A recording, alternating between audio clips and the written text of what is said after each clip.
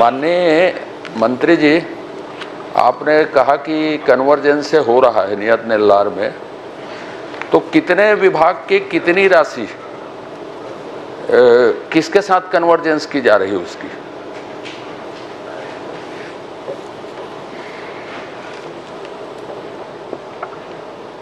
Convergence 2 मदों का हो रहा है, इतना ही नहीं है माननीय अध्यक्ष महोदय, इस अभियान में सभी मदों का कन्वर्जेंस हो रहा है। मेरी बात आप सुन लीजिए ना सर। हाँ, इस कार्य में, इस अभियान में सभी मदों का कन्वर्जेंस हो रहा है। सभी मदों के कार्यों को लेकर के इसमें आगे बढ़ते हैं।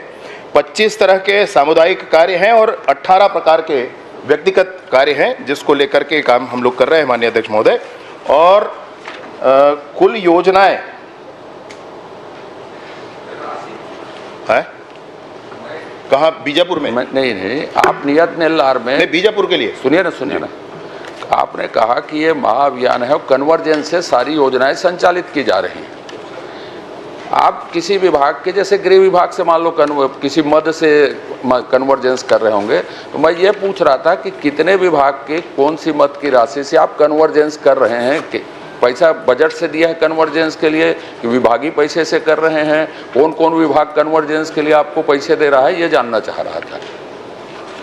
माननीय अध्यक्ष महोदय, माननीय सदस्य की चिंता के अनुरूप, उनके प्रश्न के अनुरूप, ये सारे ही विभागों के सभी तरह के कार्य इसमें कर रहे हैं। डीएमएफ का पैसा भी इसमें लगा रहे हैं माननीय अध्यक्ष महोदय, नरेगा का पैसा भी लगा रहे हैं, अन्य विभागों के राशि भी इसमें लगाए जा रहे हैं। ये सारी राशियां लगाई जा रही हैं।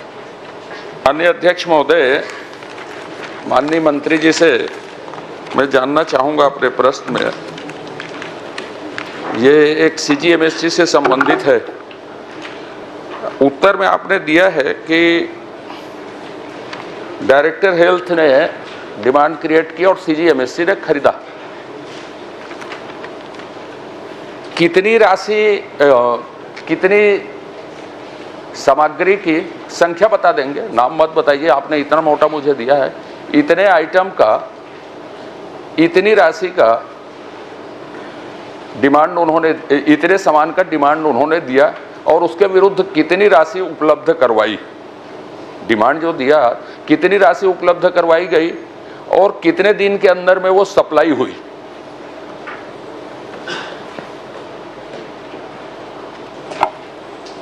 माननीय अध्यक्ष महोदय, वैसे तो प्रपत्र में बहुत ही बृहद एक 795 पेज का और एक 492 पेज की जानकारी दे दिए हैं, परंतु पृथक से इन्होंने स्पेसिफिक जो है पूछा है।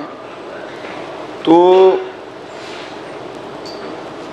मोक्षित कॉरपोरेशन को 2019-20 से 22-23 तक 266 प्रकार के रीजेंट कुल 453 करोड़ रुपए का खरीदी किए गए और 2023 में मैं वो पूछा नहीं। अच्छा, माननीय अध्यक्ष महोदय, मैंने ये कहा कि डीएचएस ने मांग पत्र दिया। मांग पत्र कितने सामान का दिया अब, और कितनी राशि उनको उसके विरुद्ध उपलब्ध करवाई और कितने दिन में वो सप्लाई हुई?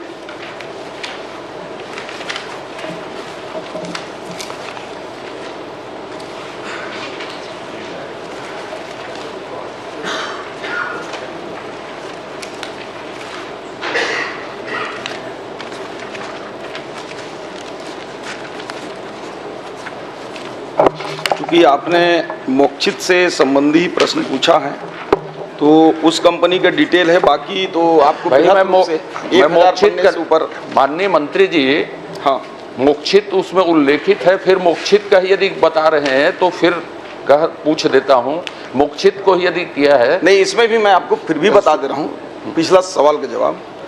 ये राज्य बजट से वर्षवार आपको बताऊं कि एक साथ बता दूं?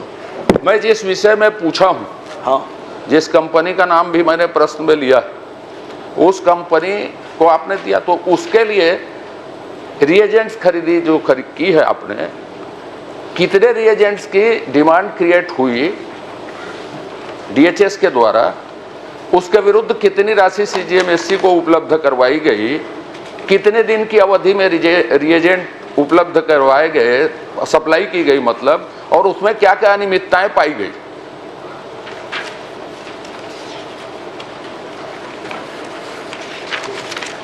माननीय अध्यक्ष महोदय, मोक्षित कारपोरेशन को 2020-21 में रीजेंट भी खरीदे थे, उपकरण भी खरीदे थे। तो दोनों बताऊं कि आप उत्तर दीजिए, फिर मैं पूछ लूंगा। आप मेरे से प्रश्न मत करिए ना, उत्तर दीजिए। उपकरण में 2020-21 में 10 प्रकार के उपकरण खरीदे, जिनमें उपकरणों की संख्या 256 था। 11 करोड़ 20 लाख रुपए की उसको क्रयादेश दिया गया था। 11 करोड़ 20 लाख रुपए का भुगतान हुआ। 21-22 में 2 प्रकार के उपकरण थे। 41 उपकरणों की संख्या थी। 3 करोड़ 15 लाख रुपए का क्रयादेश दिया गया और भुगतान भी 3 करोड़ 15 लाख का हुआ। और 22-23 में 8 प्रकार के उपकरण थे। 1846 उपकरणों की संख्या थी। 83 करोड़ 82 लाख रुपए का भुगतान हुआ और 83 करोड़ 82 लाख रुपए पूरा भुगतान हो गया। और 23-24 में माननीय अध्यक्ष महोदय 10 प्रकार के उपकरण इनसे खरीदे गए और 22 प्रकार के उपकरण थे। 81 लाख की खरीदी हुई और उसका भुगतान अभी शेष है। इसी प्रकार से जो रीजेंट है, रीजेंट हमने 19-20 में माननीय अध्यक्ष महोदय 10 प्रकार के रीजेंट 20 करोड़ 48 लाख रुपए खरीदे, उसका पूरा भुगतान हो गया। 21-22 में 21 प्रकार के रीजेंट लिए 20 करोड़ 88 लाख पूरा भुगतान हो गया। 21-22 में 70 प्रकार के रीजेंट खरीदे, 88 करोड़ रुपए का क्रयादेश दिया गया, भुगतान पूरा हो गया। 22-23 में 165 प्रकार के रीजेंट थे, 324 करोड़ रुपए की खरीदी हुई, पूरा भुगतान हो गया। और अभी 2023 में ये 249 प्रकार के रीजेंट खरीदी हुए, 385 करोड़ का उसको क्रयादेश दिया गया, उसमें मात्र 47 करोड़ रुपए भुगतान किया गया और 338 करोड़ रुपए देना शेष है। में क्या क्या अनियमितता पाई गई और किन अनियमितताओं की जांच हो रही है, ये आप बता दीजिए। क्या क्या अनियमितताएं पाई गई, मोक्षित कारपोरेशन कह लें या सप्लाई करता जो भी हो, क्या क्या अनियमितताएं पाई गई, इसमें माननीय अध्यक्ष महोदय, ये प्रश्न माननीय सदस्य ने राज्य के हित के लिए बृहद रूप से लगाया है और पहले भी ध्यान आकर्षित किए हैं, उसके लिए इनको मैं धन्यवाद भी देता हूं। लेकिन माननीय अध्यक्ष महोदय, मैं बताना चाहूँगा कि इस प्रकरण को जैसे ही माननीय हमारे विष्णुदेव साय जी की सरकार बनी और विभिन्न अखबारों के माध्यम से ये पता चला कि इसमें अनियमितता हो रहा है, तो हमने सबसे पहले 12/1/2024 को इसको विभागीय जांच के लिए माननीय अध्यक्ष जी, आपको कैसे पता लगा ये अनियमितता? ये मुझसे मतलब नहीं है मुझे। अखबारों से पता लगा, क्या पता लगा? आपने जितना खरीदा 385 करोड़ रुपए में से कुछ करोड़ रुपए जो आपने भुगतान किए, बाकी भुगतान रोका है या नहीं होगा पैसा। आपके पास, मैं प्रश्न के शुरुआत में पूछा, पैसा उपलब्ध नहीं था तो भी आपने खरीदा क्या? डीएचएस ने मांग दी इस वित्तीय वर्ष में, पैसा उसका दिया कि नहीं दिया? पूरा मांग दिया और आपने खरीदा। तो और खरीदी में क्या अनियमितता पाई गई ये पूछा हूं, किसके द्वारा पता चला आपको? ये आपका विषय है। क्या क्या अनियमितता पाई ये बताइए। इसमें माननीय अध्यक्ष महोदय मुख्य रूप से 3 प्रकार की अनियमितता पाई गई। पहला, इसमें जितनी क्रम से चले ना, मैंने पूछा पैसा डीएचएस ने मांग की, भुगतान रुका है 300 कुछ करोड़ का, वो आपने खरीदा, वो पैसा उपलब्ध था कि नहीं था खरीदने के लिए, कि बिना पैसे के खरीदा गया? ये बताइए मुझको। जितना पैसे का प्रावधान था उससे ज्यादा खरीदी हुआ। उससे ज्यादा कि कितनी ज्यादा खरीदी हुई वो भी बता देता हूं आपको।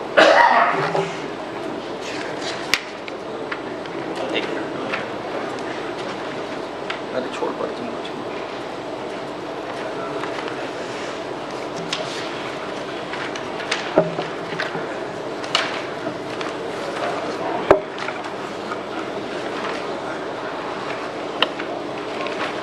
माननीय अध्यक्ष महोदय, कल चंद्राकर जी मेरे लिए आरोप लगा रहे थे कि बाकी के समय इनको दे दिया जाए, तो हम प्रार्थना कर लें कि क्या बाकी सब समय आप ही को दे दें? अरे मेरे को कहाँ दे रहे हैं? मैं तो मंत्री जी उत्तर नहीं दे रहे भाई, मैं तो चुपचाप बैठा हूँ। मेरे प्रश्नों को उत्तर आ जाए भाई, इतना ही चाहता हूँ। क्यों करते हो जिसका उत्तर नहीं? माननीय अध्यक्ष महोदय, 2024-25 में 120 करोड़ का बजट में प्रावधान था, उसमें 108 करोड़ रुपए आवंटन प्राप्त हुआ और मैंने जैसा कि बताया कि ये 385 करोड़ की। अगला प्रश्न कहा जाएगा भाई साहब, माननीय अध्यक्ष महोदय, 325 आपने स्वीकार कर लिया पैसा उपलब्ध नहीं था तो भी खरीदा गया। सीजीएमएससी के नियम में या स्वास्थ्य विभाग के किसी नियम में पैसा नहीं है और खरीदा जा सकता है क्या? और ऐसी खरीदी की गई तो उसके खिलाफ आप क्या कार्रवाई कर रहे हैं? कौन खरीदा और किसके खिलाफ क्या कार्रवाई कर रहे हैं, ये बताइए। माननीय अध्यक्ष महोदय, इन्हीं सब गड़बड़ियों के चलते इतिहास का आपसे गड़बड़ियों की जांच में बात में जो इसमें मैं हाथ जोड़ के प्रार्थना कर रहा हूं आपसे। अरे आप जानना क्या चाहते हैं? हमने ईओडब्ल्यू जांच को दिया आदेश, जांच तक तो बाद में, और इसमें 15 अधिकारियों के खिलाफ हमने एनओसी दिया है। आपने बहुत अच्छा किया। इससे बड़ा बृहत क्या हो सकता है? आपने आरोपी जो फर्जी के अभी जेल में है, मैं जो इससे बड़ी कार्रवाई क्या हो सकती है? मैं जो सरकार आने के साथ हमने 1 महीने में जांच कराया। भाषण मत दीजिए, प्रश्न का उत्तर दीजिए। प्रश्न का उत्तर ही दे रहा हूं। मैंने पूछा है आपसे कि जो पैसा नहीं होने के बाद खरीदा गया, आपके नियमों में है क्या ऐसी खरीदी हो सकती है? और यदि नियमों में नहीं है तो उस कौन अधिकारी ने ऐसा किया, उसके खिलाफ आपने क्या कार्रवाई की? ये पूछा हूं। आपने 25 लोगों को जेल में डाला है, 40 की, ये इससे मतलब नहीं। मेरा प्रश्न स्पेसिफिक है, उसमें उत्तर चाहिए मुझे। माननीय अध्यक्ष महोदय, ये मामला बड़ा बृहत रैकेट के रूप में किया गया। ये नियम में नहीं है कि बिना आवंटन के खरीदा जाए, परंतु हेल्थ एक ऐसी व्यवस्था है कि कभी कभी कुछ मात्रा में उसको, कुछ मात्रा 385 करोड़ की नहीं हो सकती माननीय अध्यक्ष महोदय। बोलने कुछ मात्रा बैठिए, सुन तो लीजिए जवाब सुनिए। मेरी जवाब को पूरा सुन लिया जाए माननीय, पूरा जवाब सुन ले, फिर बाद इसके में बाद जो प्रश्न आएगा तो करना है। आराम से आप धैर्य से बैठिए, आप जवाब दीजिए। हेल्थ में नियम के नहीं होने पर थोड़े मोड़े मात्रा किया जाता है, परंतु महोदय ये 385 करोड़ का मामला था। हमने शुरू में जनवरी में ही जांच के लिए विभागीय जांच करवाए और जांच में धीरे धीरे प्रतीत हुआ कि जांच करने वाले ही उसमें खुद मिले हुए हैं। तो हमने जो है पूरे इस मामले को उठाकर विधानसभा में प्रश्न भी आया और माननीय मुख्यमंत्री जी के निर्देश के अनुसार हमने प्रदेश की सबसे बड़ी जांच एजेंसी ईओडब्ल्यू को हमने उसको स्थानांतरित किया और इसमें 15 अधिकारियों के खिलाफ हमने एनओसी भी दिया है कि उनके खिलाफ भी करिए अभी, और इसमें जो भी जांच के दायरे में ईओडब्ल्यू कर रही है। आपसे मैं संरक्षण चाहता हूं, आपने क्या कार्रवाई की माननीय मुख्यमंत्री? आपने जीरो टॉलरेंस किया, वो आप सब बधाई ले लो मेरी, लेकिन कृपया करके मैं जो स्पेसिफिक प्रश्न किया हूं उसका उत्तर दे दीजिए और उसके बाद मैं नहीं पूछूंगा आपसे। प्रॉमिस, एक आखिरी प्रश्न जो भी कर रहे हैं कर। माननीय अध्यक्ष महोदय, हाँ। एक मिनट। माननीय अध्यक्ष महोदय, आपसे आग्रह करूंगा, आप बहुत सीनियर आदमी हैं, प्रश्न की संख्या के बजाय यह भी देखा जाता है कि प्रश्न के उत्तर आ रहे हैं कि नहीं आ रहे हैं, और पॉइंटेड पूछ रहा हूं मैं, तो उत्तर नहीं आ रहा है तो संख्या का कोई मतलब नहीं। चलिए पॉइंटेड जवाब दे रहे हैं, चलिए माननीय थोड़ा प्रश्न आप मैं जो पूछा हूं उसी में बताइए। आपने जो जो कार्यवाही की हो उसमें नहीं पूछा हूं, हाथ जोड़ के आपके प्रार्थना कर रहा हूं मैं। जितनी राशि मैंने बिना राशि के खरीदी की गई, ये आपके नियमों में है कि नहीं है? तो आपने नहीं है कहा। तो जिस अधिकारी ने इसका वायलेंस किया, इस नियम का बिना पैसे के खरीदा, वो लोग कौन थे और उनके खिलाफ क्या कार्रवाई की गई? आप इसको मुझे बताइए कि उनका नाम ईओडब्ल्यू भेजे हैं, सीबी में भेजे हैं, सब बता दीजिए। स्पेसिफिक पूछ रहा हूं कि कौन अधिकारी इसके लिए जिम्मेदार हैं या कौन कौन अधिकारी जिम्मेदार हैं और उसके खिलाफ आपने क्या कार्रवाई की? माननीय अध्यक्ष महोदय, वही बात मैं माननीय सदस्य को समझाने का प्रयास कर रहा हूं कि हम 12/1 को जब समझ में आए कि नियम विरुद्ध है तो विभाग ने अपना जांच करने के लिए हमने आदेशित किया और ये जांच रिपोर्ट जो है वो पूरा गोलमोल था, समझ से बाहर था। और माननीय सदस्य धर्मलाल कौशिक जी प्रश्न भी किए, और नहीं भी करते तो उससे पहले हमने ईओडब्ल्यू की पूरी फाइल तैयार कर ली थी, अभी बता दे रहा हूँ, उसमें डेट आ जाएगा।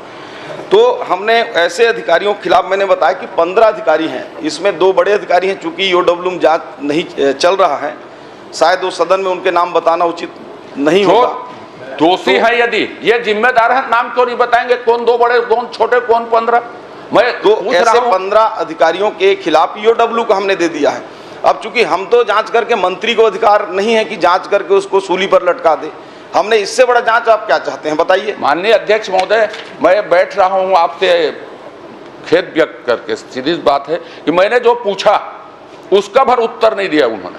बाकी वो क्या क्या किया उसको बखान करते रहे। माननीय अध्यक्ष महोदय, आप निर्देश कर दें, मैं तो अपने हिसाब से इन्होंने जो पूछा उसका पॉइंटेड जवाब। आप ईओडब्ल्यू में किसके खिलाफ गए ये मैं पूछा ही नहीं, आपको बधाई दे दी आपने किए नहीं। जो गड़बड़ की है मैंने बताया कि इसमें गड़बड़ी हुआ है, स्वीकार किए हैं, और गड़बड़ी के बाद जांच भी कराई डिपार्टमेंटल। चलिए